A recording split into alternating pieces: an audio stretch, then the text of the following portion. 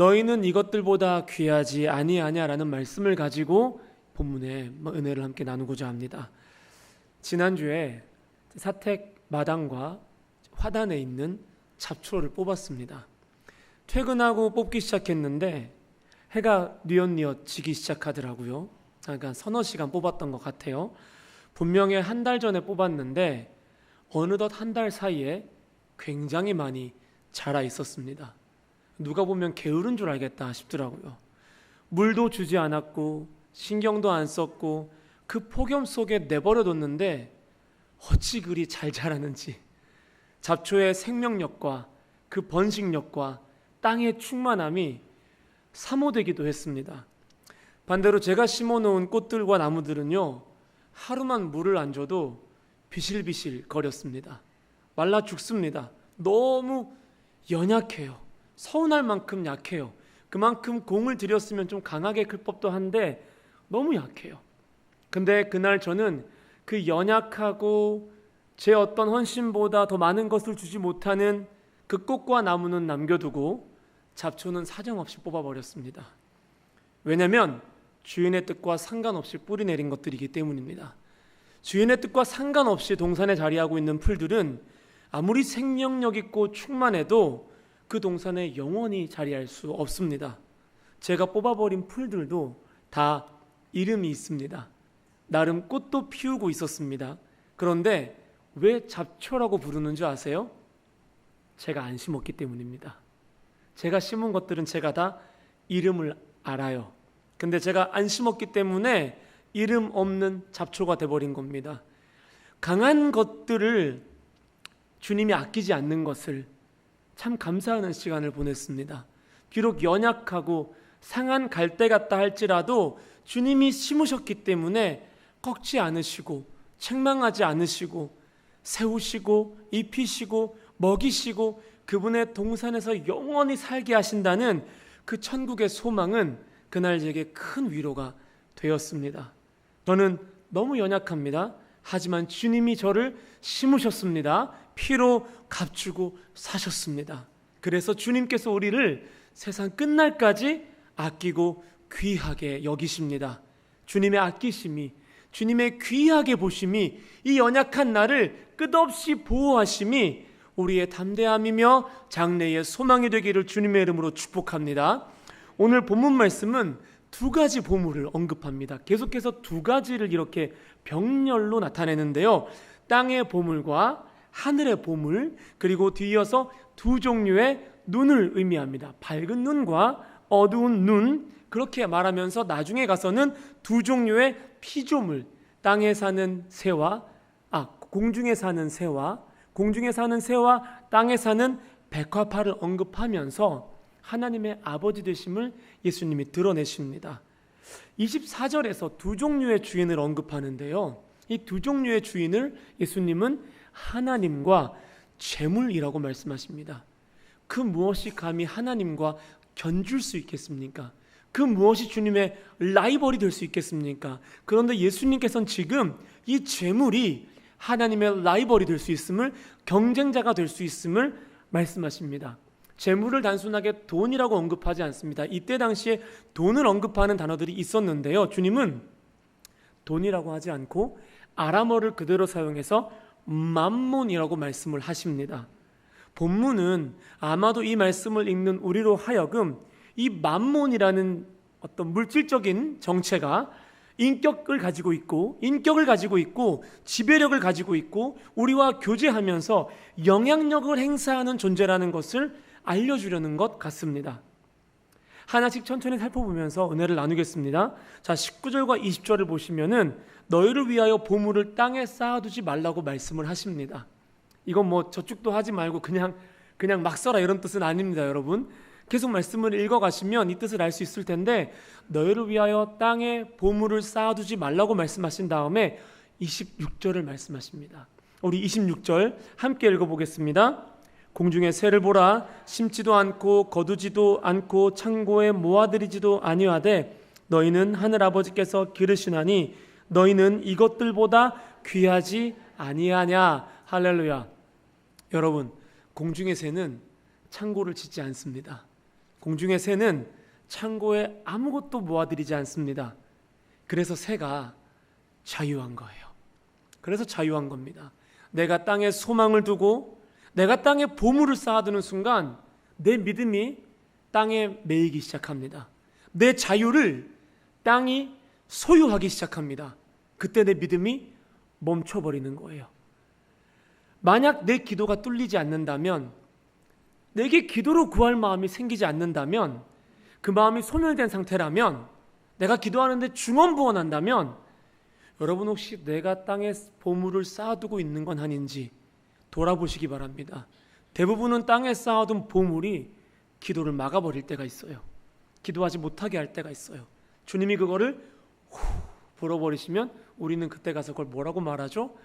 고난이라고 이야기를 합니다. 일부 해석가들은 이 만몬이라는 단어를 신뢰하다, 확고하다, 확실하다라는 뜻을 지닌 아만이라는 어근과 관련되어 있다고 추측을 합니다. 물론 이건 100% 확실하지는 않습니다. 여러 추측 중에 하나입니다.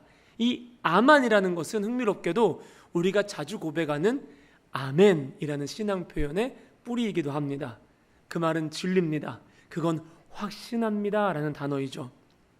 오늘날 만몬은 그 재물이라는 것은 마치 진리처럼 보입니다. 재물은 우리의 내일의 주인이 되었고 우리의 소망이 되어버렸습니다.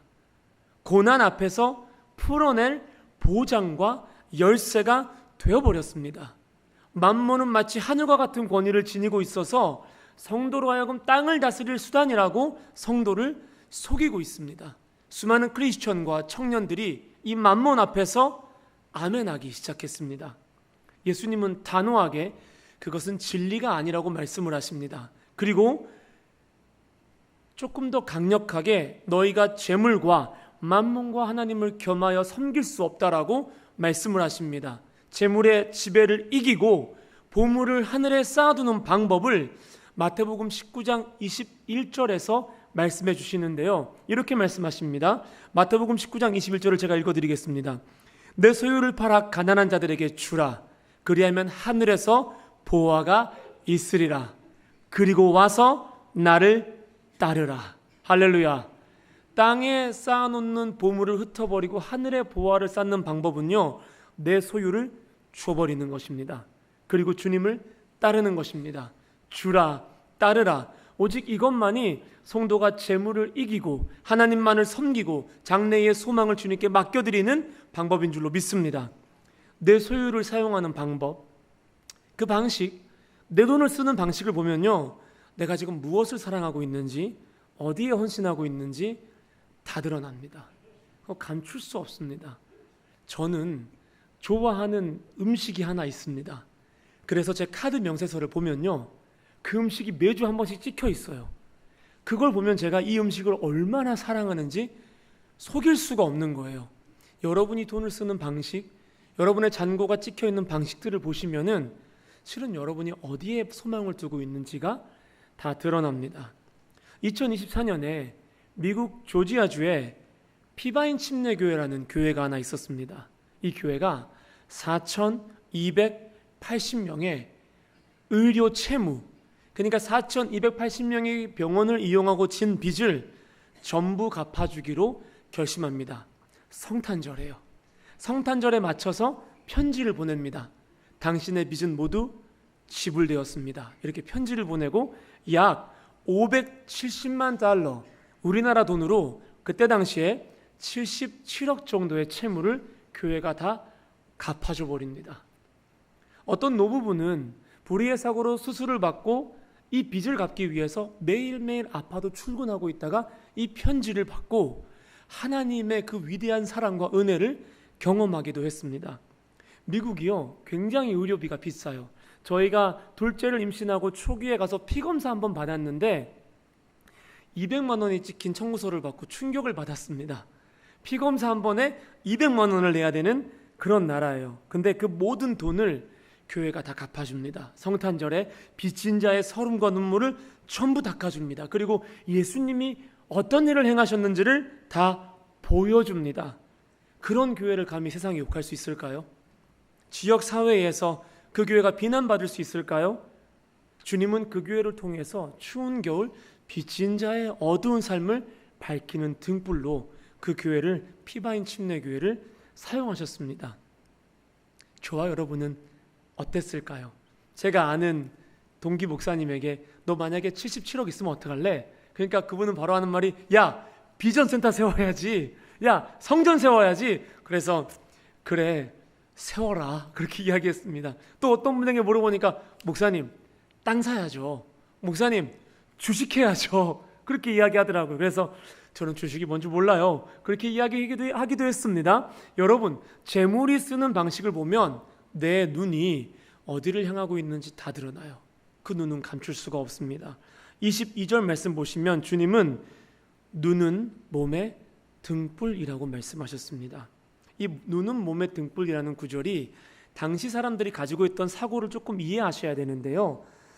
당시 사람들은 방출설이라는 걸 조금 믿었습니다. 이게 뭐냐면 눈에서 어떤 빛이 나가서 그 사물과 관계를 맺고 그 사물을 보게 만든다라는 그런 철학적인 이론을 믿었습니다. 조금 반대죠. 그 사물에서 들어오는 빛이 눈에 맺혀서 우리가 사물을 인식하는데 고대 사회에서는 눈에서 빛이 나가서 그 빛을 비추고 인식한다라는 방출설이 있었습니다.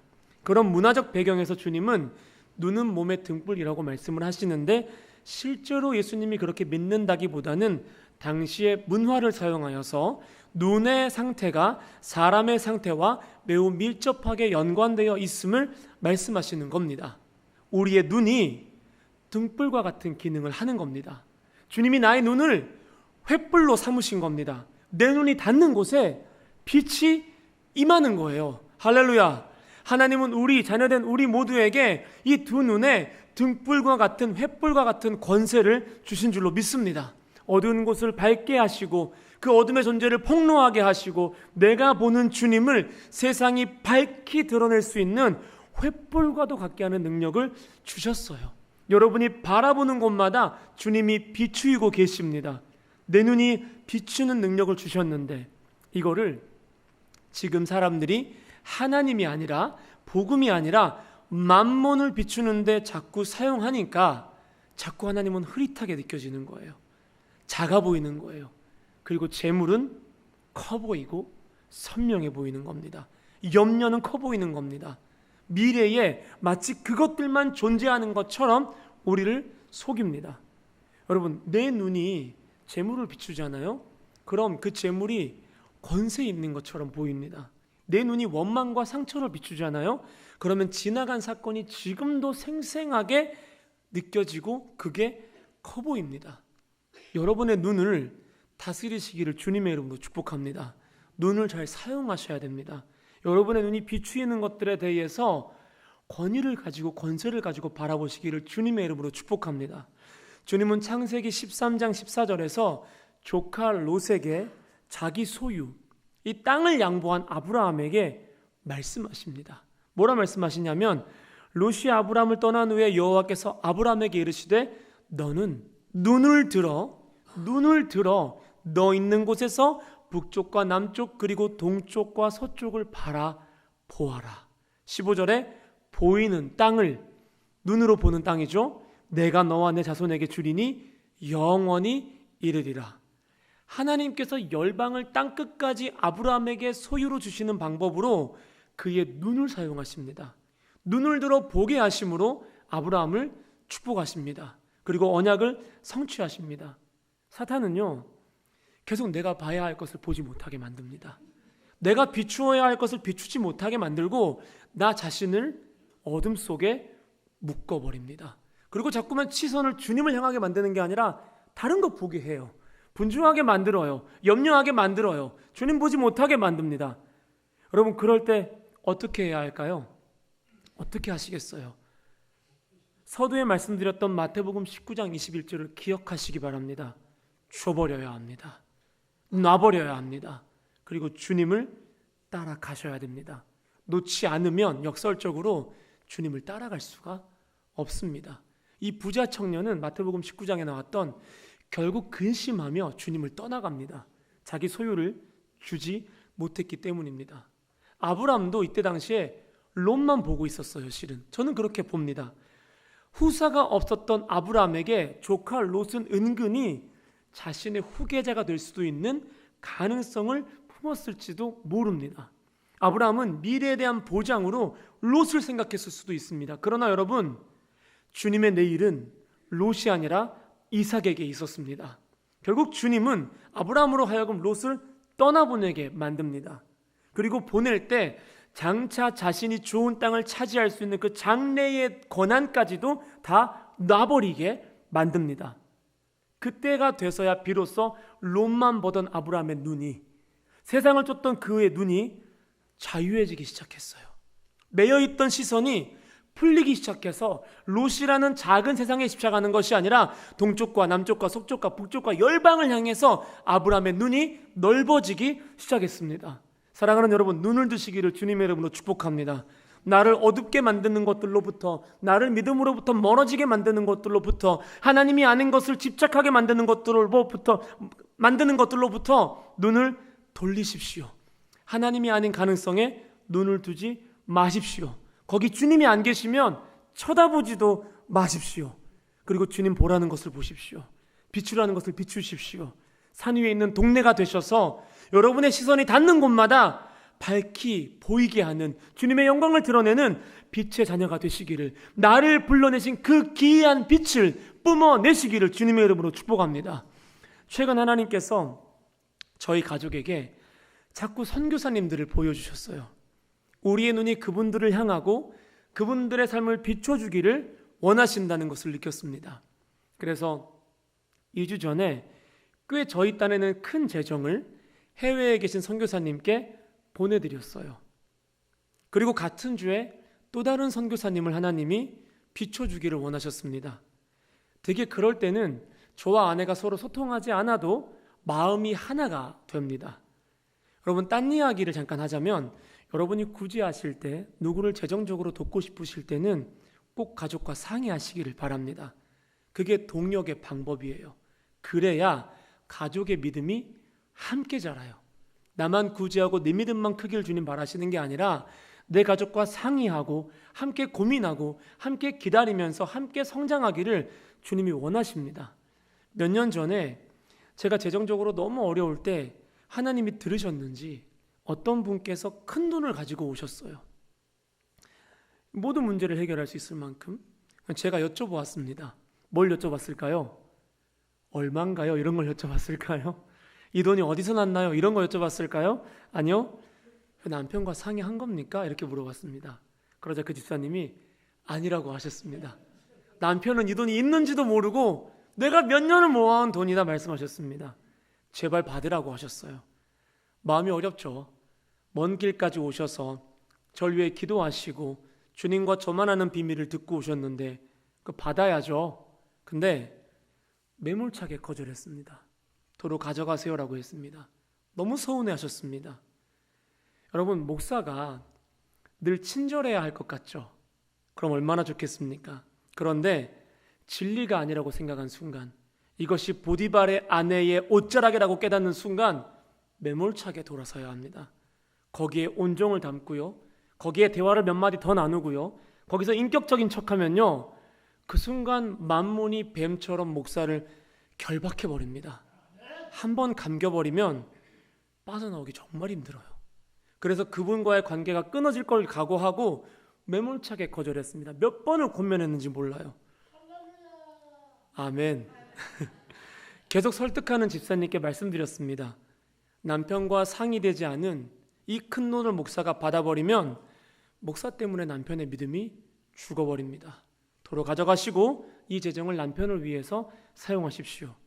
돌아오는 길에 여러분, 그 돈이 얼마나 아른거리던지요.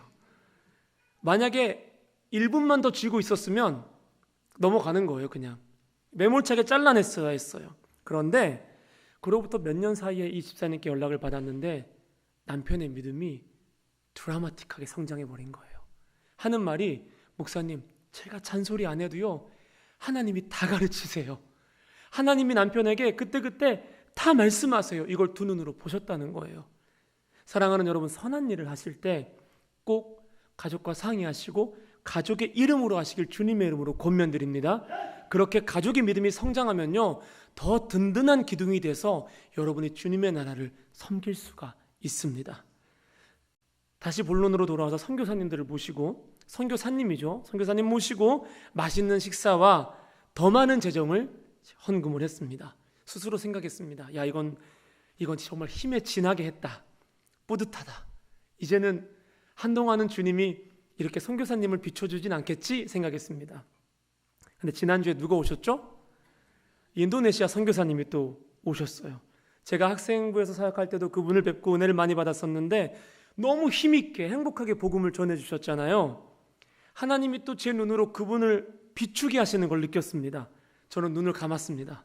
그리고 입으로는 아멘 했지만 마음으로는 저항했습니다. 주님, 저희가 일주일 동안 얼마나 흘려보냈는지 아시잖아요. 여기 다른 분들 많으시잖아요. 다른 사람들 통해서 비춰주세요. 그렇게 생각하는데 하나님이 계속해서 저에게 묻는 걸 느꼈어요. 그래서 너에게 당장 줄 돈이 없니? 묻는 것 같았어요. 안 할 거니? 묻는 것 같았어요. 물어보니까 미치겠는 거예요. 그냥 하라고 하시면 되지, 그럴 때는 꼭 물어보세요. 여러분, 주님이 가끔 우리에게 질문하실 때가 있습니다. 답을 주시고 강력하게 끌어가시는 게 아니라 갈림길 위에 세워놓고 부드러운 음성으로 나에게 물어보시고 내게 답을 들어야만 다음 길을 열어주실 때가 있습니다. 하나님이 여러분에게 물어보실 때가 있어요. 오늘도 예수님은 본문에서 계속 묻습니다. 답을 주는 게 아니라 질문부터 던지십니다. 23절 하반절에 돈을 섬기는 사람들에게 그 어둠이 얼마나 더하겠느냐. 25절에 몸이 의복보다 중하지 않느냐. 26절에 너희는 이것들보다 더 귀하지 않느냐. 27절에 더할 수 있겠느냐. 30절에 하물며 너희일까 보냐. 계속해서 의문문을 사용하세요. 계속 질문하세요. 그리고 우리의 인생에서 답을 찾으십니다. 만몬에게 아멘하는 신앙이 아니라 하나님께 아멘하는 충성을 요구하십니다. 복종이 아닌 순종에서 나오는 그 답을 영광으로 받으시고 그 답을 통해서 하나님의 나라를 임하게 하십니다. 나의 한날의 신앙 고백을 통하여서 하늘의 뜻이 땅에서와 같이 이루어지게 하시고 그 갈림길에서 나의 대답을 통하여서 주기도문이 실제가 되게 하시는 겁니다. 만약 내 인생에 풀리지 않고 고민하는 순간이, 그런 상황이 찾아온다면 지금 예수님께서 나에게 질문하고 계시는구나. 너의 주인은 누구냐? 내가 너를 돌보고 있다는 사실을 믿느냐? 내 몸은 누굴 위해 사용할 것이냐? 내게 염려보다 내가 꿇는 그 무릎에 힘이 있다는 것을, 생명을 자라게 하는 능력이 있다는 것을 믿느냐? 주님은 묻고 계시는 거예요.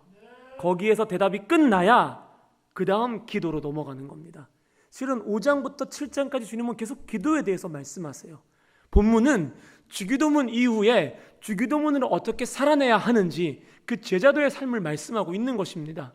내 기도가 아직도 10년 전 혹은 1년 전에 머물러 있다면 어쩌면 내 보물이 땅에 쌓여 있거나 혹은 내가 그 질문에 대해서 대답을 머뭇거리는 걸 수도 있습니다. 응답하시는 결단과 믿음이 있기를 주님의 이름으로 축복합니다. 도전합니다. 주님은 물어보셨어요. 지금 줄 돈이 없니? 지금 줄 돈은 있죠. 내일 쓸 돈이 없는 게 문제죠. 항상 미래가 문제잖아요. 그래서 저도 이제 주님과 동행한 시간들이 있으니까 제 머리가 좀 큰 것 같아요. 대답을 슬쩍 피했습니다. 눈을 감고 기도했어요. 주님, 아내가 대답할 겁니다. 그랬어요. 저는 따르겠습니다. 예배가 끝났습니다. 집사람이 제게 봉투 하나를 주는 거예요. 당연히 젖쓰라고 준 돈은 아니죠. 축복의 말을 적어놓은 선교원금이 그 봉투에 들어있었습니다. 제 생각보다 2배가 들어있었어요. 생각했습니다. 차라리 내가 드릴걸. 그런 반은 건졌을 텐데. 웃자고 드리는 말씀이에요. 네, 그렇게 드렸어요. 그날 주님은 히브리서 13장 5절 이하 6절 말씀으로 저희 가족을 축복해 주셨습니다. 무슨 말씀이냐면 돈을 사랑하지 말고 있는 바를 족한 줄로 알라. 그가 친히 말씀하시기를 내가 결코 너희를 버리지 아니하고 너희를 떠나지 아니하리라 하셨느니라. 그러므로 우리가 담대히 말하되 주는 나를 돕는 이시요 내가 무서워하지 아니하겠노라. 사람이 내게 어찌하리요. 할렐루야. 그 담대함의 문을 열어주시는 거예요. 떠나지 않고 버리시는 축복을 부어주시는 거예요. 그렇게 사는 우리에게 하나님이 아버지가 되어주십니다. 구하는 이에게 받아 누리게 하십니다. 찾는 자에게 찾아낼 능력을 주십니다. 두드리는 자에게는요, 아무리 닫혀있는 강하고 큰 논문이라 할지라도 그것을 다 열어버리는 권능을 주시는 줄로 믿습니다. 떡을 달라면 떡을 주시고 생선 달라면 생선을 주시고, 때로는 주님 이건 떡이 아니라 돌이잖아요, 생선이 아니라 전갈이잖아요, 그렇게 하소연했는데 알고 보니 내 믿음을 단련시키기 위한 단단한 식물이었음을 깨닫게 하시고 그 믿음을 단련하시고 그 믿음으로 더 깊이 들어가게 하시는 은혜를 맛보게 하시는 겁니다. 예수님은 26절부터 이 신적인 존재를 나타내는 하나님이라는 호칭 대신에 아버지라는 호칭으로 말씀을 이어가기 시작하십니다. 그러니까 하나님이 아버지가 되는 순간을 그리고 있는 거예요. 계속 아버지가 반복돼요. 전능하신 하나님, 높은 곳에 계신 그 하나님이 내 아버지가 되셔서 내 필요에 전심으로 응답하시고 나를 먹이시고 입히시고 돌보시고 채우시고 입히심을 말씀하시는 거예요. 여러분, 다음 세대를 위해 제가 기도할 때 늘 이런 기도합니다. 부모님의 하나님, 목사의 하나님, 전도사님의 하나님이, 권사님의 하나님이 이 아이들의 하나님이 되게 해주세요. 그런 기도를 합니다. 그리고 실제로 영접을 하잖아요. 그럼 그 다음에 어떤 기도를 하냐면, 주님, 이제는 그 아이의 하나님이 아버지가 되기를 소망합니다. 그렇게 기도를 해요. 신적인 관계를 맺고 구원을 받은 다음에는 하나님을 아버지로 만나서 인격적인 관계를 맺고 이 땅을 살아갈 능력을 얻게 해달라고 기도를 합니다. 그 권능이 많으신 주님이 나를 위해 그 모든 권능을 쏟아낼 수 있다는 것을 깨닫는 그 순간이 하나님이 아버지가 되는 순간이에요. 그때부터는 신앙생활이 더 즐거워집니다. 그리고 평안해집니다. 왜냐하면 멀리 계신 게 아니라 가까이 계시기 때문이에요. 내가 아파할 때 이분이 그냥 못 지나치는 거예요. 내 필요의 원한까지 채우시는 아버지를 경험하고 그 사랑을 받는 존재로 거듭나는 겁니다. 여러분, 26절 말씀 보시면은 공중에 나는 새를 말씀하십니다. 하늘을 채운 걸 말씀하세요. 그리고 28절 말씀 보시면은 들의 백합화를 말씀하십니다. 땅을 가득 채운 것들을 말씀하세요. 저는 이 장면 보면서 창세기가 그렇게 많이 생각났습니다. 천지를 창조하시던 그 주님의 순서와 그 주님의 손길이 만물을 창조하시고 먹이시고 입히시고 유지하시고 아낌없이 베풀어 주시는 그 능력이 생각이 났습니다. 주님은 우리에게 때론 염려라는 질문을 던져 놓으시고 그 미래에 장래에 무엇이 기다리는지 보이지 않게 하심으로써 하나님이 내 삶에 무엇을 하고 있는지를 바라보게 만드세요. 주님은 지금 내 삶에서 하늘을 창조하고 계시고 땅을 창조하고 계십니다. 그리고 그 하늘과 땅에 먹을 것들을 가득 채우고 계시고 돌보고 계십니다. 주님 말씀하시는 거예요. 공중에 나는 새와 들의 백합화를 보면서 염려에 결박당하지 말고 탐심에 찔리지 말고 말라 비틀어진 신앙생활 하지 말고 생기로 충만해서 그의 나라와 그의 의를 구하는 인생을 살라고 하나님 지금 명령하시고 도전하고 있는 것입니다. 하나님이 원하시는 곳으로 여러분의 눈을 비추기 시작하시잖아요. 그러면 하나님의 눈이 나를 비춰주기 시작합니다. 천지를 지으신 그 눈으로 나를 돌보기 시작하십니다. 저희가 그렇게 막 하나님이 비춰주시는 사람들에게 흘려보낼 때 어떤 일들이 있었냐면, 제가 하루는 고기가 너무 먹고 싶은 거예요. 맨날 먹고 싶은 건 아니에요. 그냥 어떤 날 먹고 싶을 때가 있습니다. 그런데 길을 가다가 갑자기 저희 교회 어떤 성도님께서 고기를 통째로 주시는 거예요. 목사님 잠깐만 기다리세요 그러더니만은 고기를 이렇게 꺼내가지고 목사님 이거 목사님 다 드세요 그러는 거예요. 다 먹었습니다. 그분의 눈으로 저를 비추신 거죠. 또 어떤 날은 포도가 너무 먹고 싶었습니다. 그것도 종류까지 정해가지고, 여러분 머루포도라고 아세요? 새까만 머루포도. 그 젊은 사람이 샤인머스켓도 있는데 머루포도 같이 옛날 포도를 그렇게 먹고 싶었나 봐요. 그래가지고 이거 뭘 또 사 먹냐 그냥 지나가자 하고 지나갔는데 차문을 열었더니만 새까만 봉지가 하나 있어요. 제가 깜빡하고 차문을 안 잠그고 내렸던 어떤 날 어떤 성도님께서 머루포도를 제 차에다가 갖다 놓으신 거예요. 문자가 와 있어요. 드시라고. 어떤 날은 옷이 찢어져서 낙심하고 있는데 그날 밤 누군가가 새 옷을 가져다 주세요. 여러분, 제가 새벽마다 부르짖었겠어요? 주님, 고기가 너무 먹고 싶습니다. 주님, 포도 중에 포도는 머루포도예요. 주님, 뭐 이렇게 부르짖었겠습니까? 고기가 씹고 싶습니다. 옷이 찢어졌습니다. 그렇게 기도했겠어요? 아니죠. 저와 주님만 아는 비밀이죠. 소박한 외침이죠. 근데 내가 눈을 들어서 롯의 가능성을 버려버리고 이삭의 소망을 쫓고 내일 롯을 가져다 두는 것이 아니라 내일 소돔과 고모라 땅에 소망을 두는 것이 아니라 나와 약속하신 그 주님께 소망을 두고 하나님이 비추기 원하시는 사람들을 바라보며 비추기 시작하니까 주님도 내 어둠을 몰아내시고 나를 비추기 시작하시는 거예요. 여러분 한번 생각해 보세요. 제가 한번 생각해 봤습니다. 그날 성도님이 저를 생각하고 샤인머스켓도 있고 수많은 포도도 있는데 머루포도를 생각하고 그 포경에 가서 포도를 사오시고 하필 제 차가 열려있고 성도님이 제 차를 알아보고 발견하고 그런 우연이 얼마나 겹칠 것 같으세요? 세상은 이걸 우연이라고 말합니다. 하지만 신앙은 이것을 하나님의 아버지 되심이라고 말합니다. 주님 말씀하십니다. 너희 하늘 아버지께서 이 모든 것이 너희에게 있어야 할 줄을 아시느니라. 할렐루야. 주님은 알고 계십니다. 여러분이 뭘 원하는지 아세요. 그러니까 미래에 더는 만몬을 두지 마시고 여러분의 내일에 주님을 두시기를 주님의 이름으로 축복합니다. 본문에서 반복적으로 등장하는 단어 중에 하나가 헬라어로 염려란 단어입니다. 헬라어로 메림나오라고 하는데요.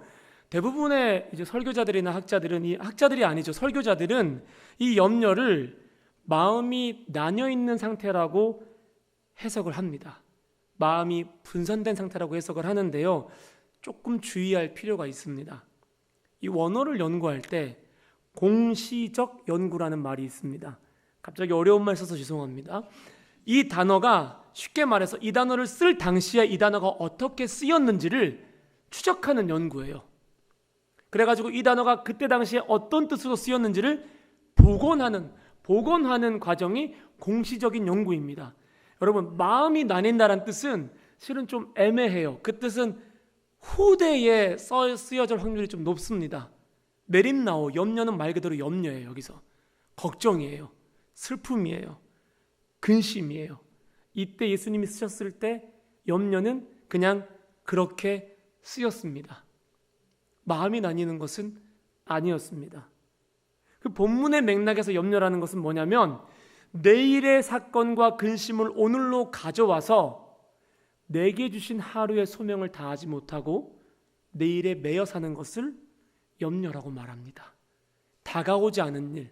저도 살아보면서요, 제가 염려했던 수많은 일들 중에서 실제로 일어난 거는 거의 없었어요. 근데 거기에 내 목숨과 하루의 소명을 다 바치는 것이 염려라는 거예요. 나를 찾는 주님의 필요가 아니라 내일 나의 필요가 내 오늘을 지배하는 것, 내 오늘의 주인 되는 것, 그것이 염려입니다. 오늘 주신 사명을 어둡게 만들어버리는 것, 그것이 염려입니다. 만몬은 마치 자신이 내일의 답인 것처럼 역사합니다. 만몬만 소유하면 내일의 염려로부터 해방될 수 있다고 우리를 속입니다. 그리고 곡간을 짓고 창고에 보물을 쌓아두라고 우리를 유혹합니다. 속지 마십시오. 마지막 날 주인의 손에 뽑혀질 잡초라는 존재에게, 이 뽑혀질 존재에게 마음을 빼앗기지 마시고 세월을 아껴서 주님을 바라보시기를, 주님께 쓰임받는 것을 낙으로 삼기를 주님의 이름으로 축복합니다. 말씀을 맺겠습니다. 제 이야기하고 말씀 맺겠습니다. 한때 제가 삶에서 큰 어려움을 겪고 훌쩍 여행을 떠난 적이 있었습니다. 여행 가면 좀 좋아질 줄 알았더니만은 제가 여행 가서도 그 사건만 바라보고 있잖아요. 그럼 그 사건만 선명하게 남아있어요. 여행지에서도 알 수 없는 반대와 질문에 파묻혀서 주저앉았습니다. 미래에 대한 염려가 제 마음을 지배했습니다. 너 내일부터 어떡할래? 너 1년 뒤에 어떡할래? 그런 염려가 저를 완전히 올가맸어요. 그런데 하나님께서 갑자기 그런 마음을 품고 그냥 주저앉아서 말씀 보고 있는데 하늘에 새 무리를 펼쳐 보이시는 거예요. 정말 많은 새들이 하늘을 가득 채운 거예요. 저는 살면서 그런 광경을 처음 봤습니다. 헤아릴 수 없는 수많은 새들이 마치 공중에서 글자를 새기듯이 오랜 시간 비행하고 있는데 마치 그 모습이 저에게는 마태복음 6장 26절 말씀이 그 새들을 통해 하늘에 기록되어져 가는 것처럼 느껴지는 신비를 경험했습니다. 공중의 새를 보라. 심지도 않고 거두어들이지도 않고 창고에 모아들이지도 아니하되 너희 하늘아버지께서 기르시나니 너희는 이것들보다 귀하지 아니하냐. 그 말씀이 막 새겨지는, 하늘에 새기는 거예요. 그러면서 성도야, 이것들보다 너 귀하지 않냐. 내가 이 새떼를 먹인다. 이 새떼 중에 어떤 한 마리도 내 허락 없이 떨어지지 않는다. 그런 신앙의 체험을 하게 하는 겁니다. 한번 제가 그날을 찍었는데 핸드폰으로 찍어서 조금 덜 압도적일 수도 있어요. 한번 보실까요? 저 검은 점들이 다 새들이에요.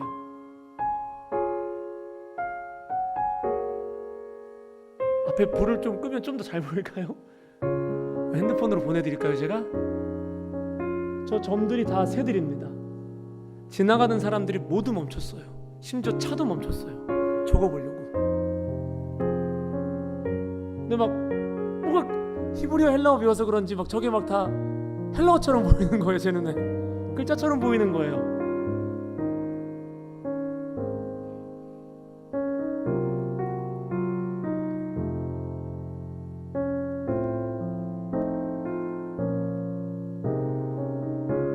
저렇게 한 10여 분을 새들이 한 곳에서 비행을 했습니다. 저 모습을 보면서 마태복음 6장 말씀이 제 삶의 실제가 되고 그 찬양이 막 묵상되는 거예요. 눈을 들어 주를 보라. 내 모든 염려 주께 맡겨라. 슬플 때에 주님의 얼굴 보라. 위로의 주님 안식 주리라. 그걸 보는데 그 시간이, 그 공간이, 벌어졌다고 생각하는 시간, 염려가 지배하던 공간이 다시 해석되기 시작했습니다. 이게 돌이 아니었구나. 단단한 식물이었구나. 이것이 고난이 아니라 축복으로 가는 열쇠였구나. 하나님이 땅의 보물을 흩어버리는 과정이구나. 이걸 깨달았습니다. 저는 힘들 때면 하늘을 봅니다. 그리고 새를 찾습니다. 그리고 일용할 양식을 주신 하나님을 묵상합니다. 여러분, 어떤 사본에는요, 주기도문에 일용할 양식이 내일의 양식이라고 기록되어 있기도 합니다. 주님은 오늘의 양식, 내일의 양식 전부 예비해 놓으셨습니다. 그리고 말씀하십니다. 너는 나만 따라와라. 오늘 먹을 것이 있다면 내가 주라는 사람에게 나누어 주라. 들에 핀 백합화처럼 오늘 있다 내일 아궁이에 던져질 그 들풀도 주님이 귀하게 여기듯이 하나님은 그것들보다 더 나를 귀하게 여기십니다. 썩어질 나를 영원한 영광으로 옷 입히셨고 자기 몸을 찢어서 나의 양식이 되어주셨습니다. 그걸 믿는 성도에게는 미래는 염려의 영역이 아닙니다. 미래는 장래의 소망이며 약속이며 언약인 줄로 믿습니다. 그 미래는 불안함의 어떤 공간이 아니라 아버지께서 채우시고 더하실 가능성의 여백임을 믿으시기를 바랍니다. 주님은 오늘도 우리 개개인의 입술의 삶을 통하여서 만몬에게 아멘하지 않고 하나님께 아멘하는 그 입술의 답을 기다리시며 여전히 질문하고 계십니다. 모두 하나님께 아멘하시고 아버지의 사랑에 장래의 소망을 두시고 염려를 이기시고 바라보는 곳마다 밝게 비추시는 우리 모두가 되시기를 주님의 이름으로 축복합니다.